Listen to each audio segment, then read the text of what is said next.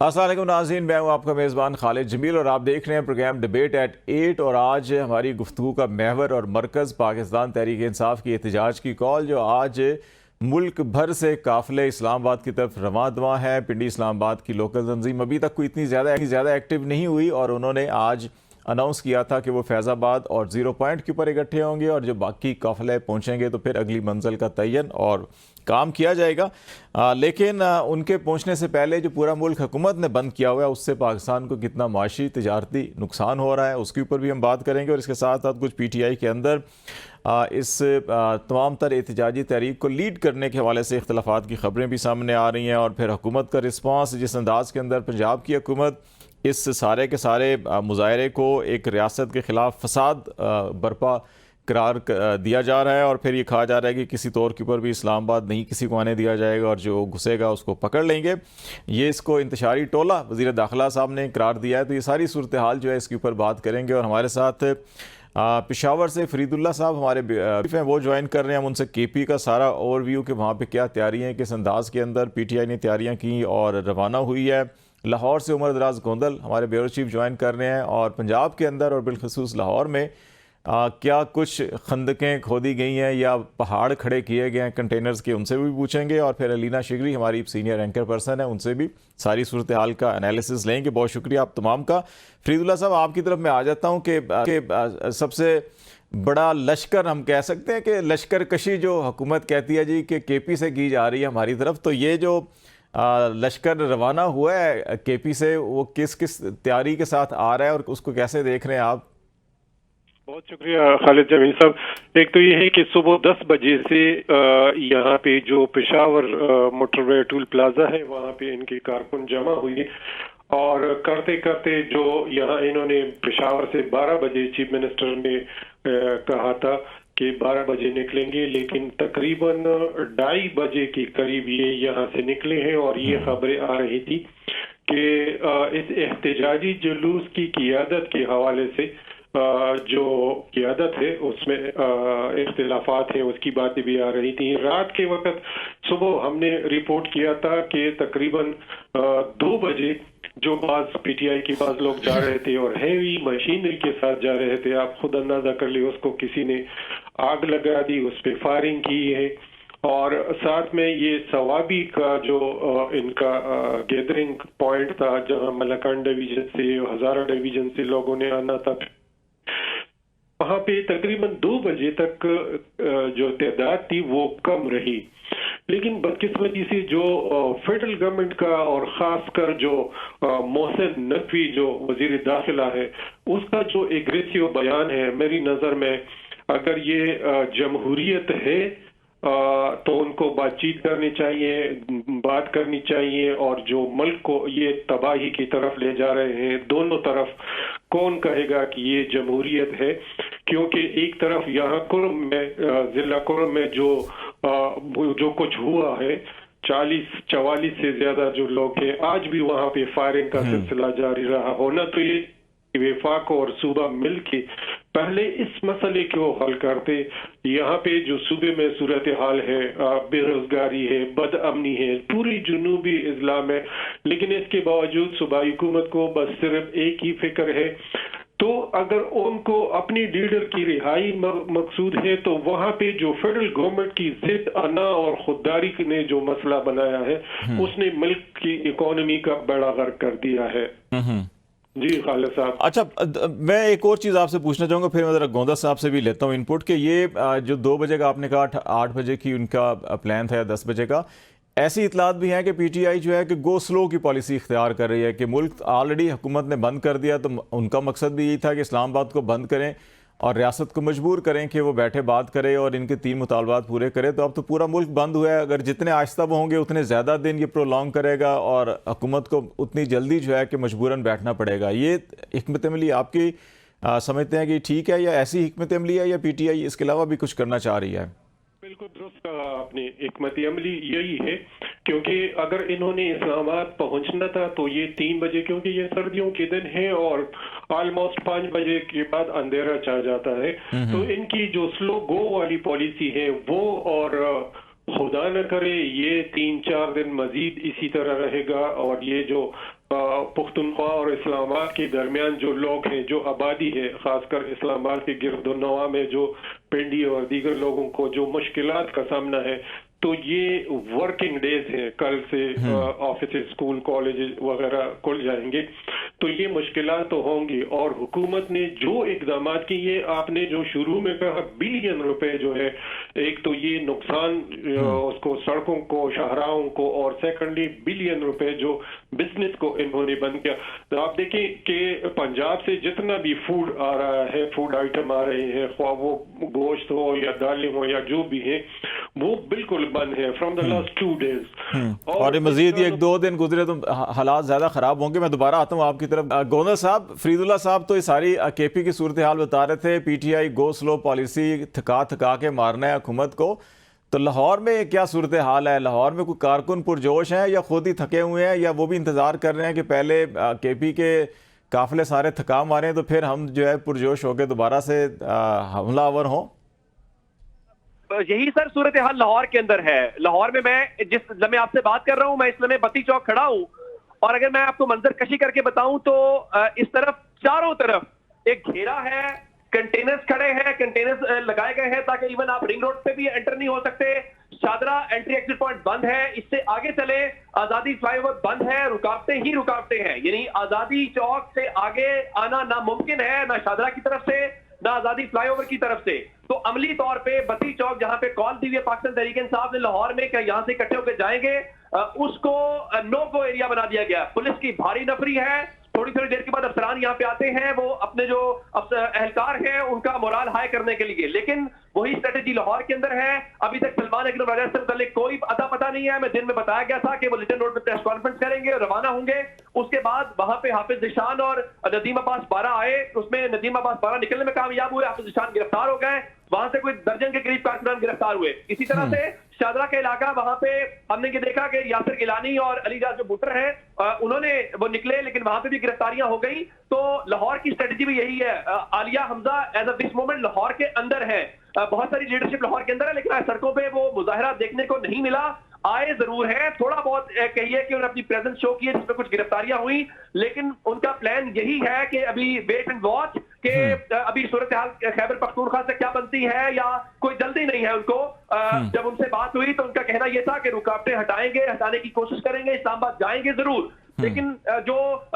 वो आपसे रिकॉर्ड बात करते हैं वो यही है कि अभी वेट एंड वॉच है। शायद उनका इरादा ये है कि आज तो चले संडे था, लोगों ने शहर में बर्दाश्त कर लिया, लेकिन कल गवर्नमेंट कैसे करेगी, आज फ्रूट मंडी, सब्जी मंडी, वहां तक सप्लाई गवर्नमेंट कैसे मेक श्योर करेगी, क्योंकि आज लाहौर के एंट्री एग्जिट पॉइंट्स बंद है, जिसमें से सिर्फ अगर आप जाना चाहते हैं ठोकर न्याज बेग वाली साइड पे वो रास्ता खुला हुआ है, या फिर आप अगर जाना चाहते हैं कसूर वाली साइड पे फिरोजपुर रोड वो खुला हुआ है। सुना है वाघा का भी खुला है। कुछ लोग कह रहे थे कि पाकिस्तान लाहौर से इस्लामाबाद आने के लिए बरास्ता वाघा आना पड़ेगा। जी वही वाले रास्ते, यानी इस्लामाबाद वाले रास्ते सारे बंद हैं। तो अब देखना ये है कि अब गवर्नमेंट कल क्या स्ट्रेटेजी अपनाती है। कल वर्किंग डे है, क्या वर्किंग डे के ऊपर लाहौर को बंद रखेंगे, क्या होगा? अच्छा, ये मैं इसी तरफ आना चाह रहा था गोंद साहब, इसको मैं थोड़ा सा लिंक कर रहा हूँ कि क्योंकि सेंट्रल पंजाब खास तौर के ऊपर इंडस्ट्रियल हब भी है आपका, सियालकोट, गुजरांवाला, फैसलाबाद, लाहौर, और बिजनेस एक्टिविटी भी बहुत होनी है। तो आज का तो चलें गुजारा हो गया। अब अगर पीटीआई ने तो बज़ाहिर दिखाई दे रहा है कि आज वो स्वाबी आके अगर पड़ाव डाल देते हैं, वो आगे नहीं आते, बाकी शहरों में भी वो इस तरह से इक्का दुक्का निकलते हैं, तो कितना दिन तक हुकूमत इसी तरह से इसको बंद करेगी? तो उसका फिर रिएक्शन ट्रेडर्स और बिजनेस कम्युनिटी में क्या हो सकता है?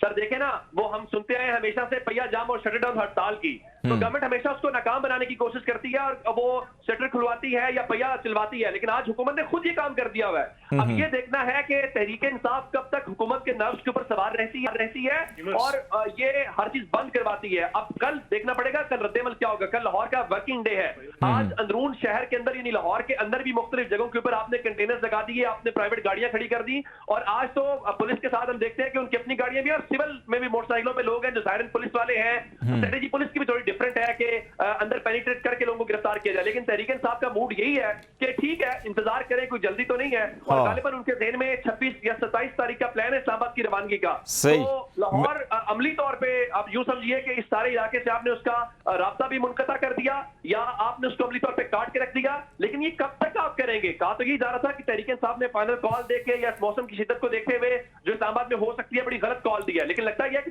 कल हुकूमत अगर रस्ते खोलती है तो फिर आपसे पूछा जाएगा कि आपने हफ्ते इतवार को क्यों बंद किए, आपकी स्ट्रेटेजी गलत थी। और अगर आप खोलते हैं तो फिर लोग फिर चले गए, फिर क्या करेंगे? नहीं खोलते फिर प्रेशर आएगा, फिर बहुत सारे मसाइल हैं, सप्लाई चेन को मेंटेन रखना है, जिस तरह आप इंडस्ट्रियल बात कर रहे थे वो वाले मसाइल हैं, तो गवर्नमेंट भी इन ट्रबल है। गवर्नमेंट कल कह रही थी कर लेते मैं दोबारा आता हूँ इन इश्यूज के ऊपर, थोड़ा सा इसको वाइडली डिस्कस करेंगे। अलीना, ये सारी सिचुएशन आपने केपी और पंजाब की देख ली, गो स्लो पॉलिसी है पीटीआई की, और दूसरा जो है कि अभी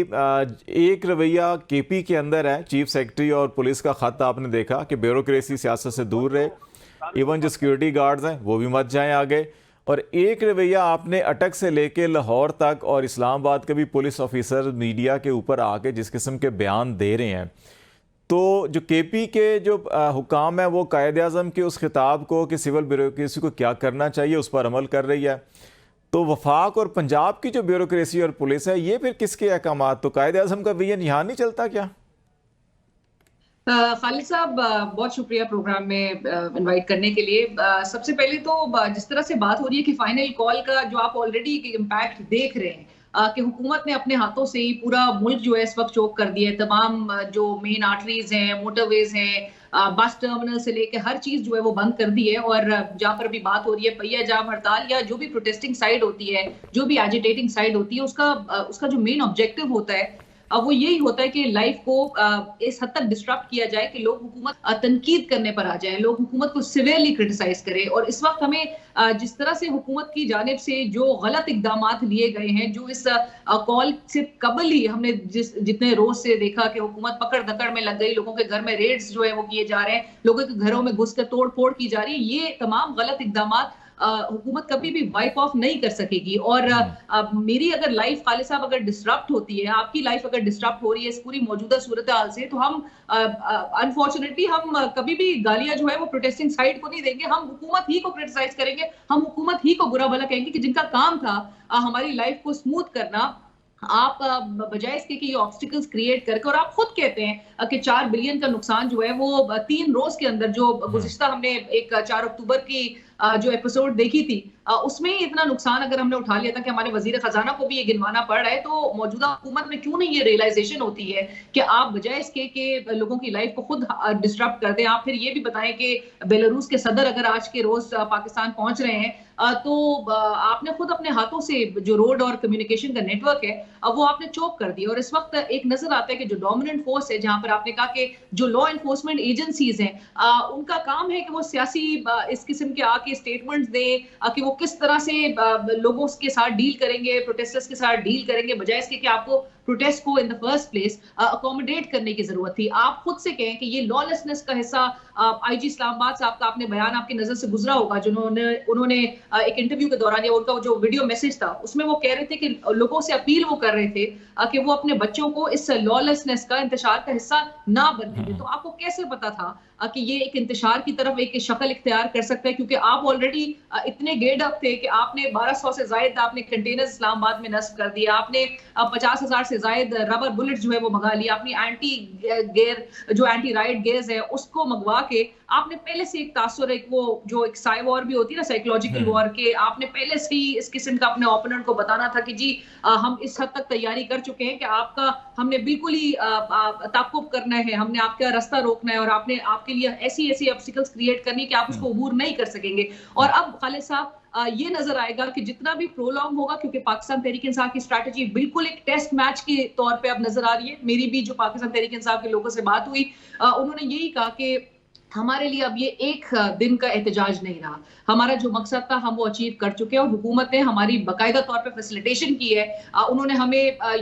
हमारे साथ ताउन इस हद तक किया है कि हमारी ये टारगेट को उन्होंने अचीव करवाया। हम ये जीत चुके हैं, ये जंग जो है वो हम पहले ही जीत चुके हैं। अब हमने हमारे कितने रोज तक ये जारी रहेगा, ये धरना होगा, ये एहतजाज जो है वो कितना प्रोलॉन्ग होता है, दैट्स एनीवन्स गेस। और ये नजर आएगा कि कारोबारी हफ्ते के आगाज से ही जब सूरत हाल इस किस्म की नजर आएगी और ये कितने रोज तक ये पूरी मेन आर्टरीज और सड़कें और जो रोड नेटवर्क्स हैं ये बंद रखेंगे तो नुकसान उसका शदीद मुल्क को होगा मेरे ख्याल से। और सारा का सारा मलबा जो है वो मौजूदा हुकूमत ही को जाएगा कि ये इस किस्म के एक पैनिक सिचुएशन में एक अंडर ट्रिमेंडस प्रेशर नजर आ रहे हैं पाकिस्तान तहरीक इंसाफ के इस कॉल को लेकर। और मैं ये भी खालिद साहब जरूर मेंशन करना चाहूंगी, अभी फरीदुल्लाह साहब भी जिस तरह से कह रहे थे कि मौजूदा जो हालात हैं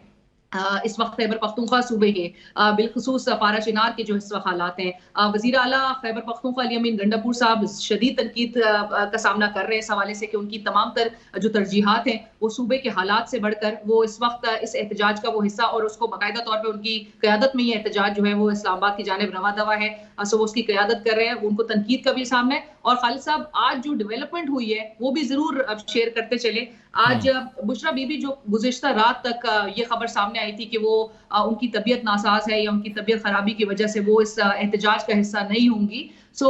उन्होंने अचानक आज सुबह ये फैसला किया कि वो उस एहतजाज में शरीक होंगी। गुज़िश्ता रोज तक ये कहा जा रहा था कि उनको बाकायदा तौर पे ये सजेस्ट किया जा रहा था कि आप एहतजाज का हिस्सा हो, और वो खुद उन्होंने कहा कि नहीं मैं एहतजाज का हिस्सा नहीं होंगी। आज सुबह उन्होंने बाकायदा तौर पर, और ये भी बात पाकिस्तान तहरीक इंसाफ के जराए ये दावा कर रहे हैं कि अली अमीन गंडापुर साहब और बुशरा बीबी में कुछ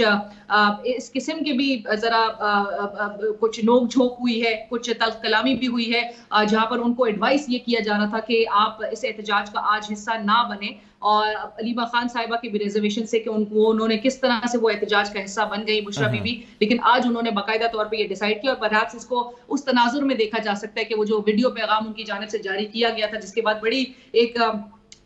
शदीद तनकीद की जा रही थी कि उनको ऐसे वक्त पे ये बयान दे के पाकिस्तान तहरीक इंसाफ के लिए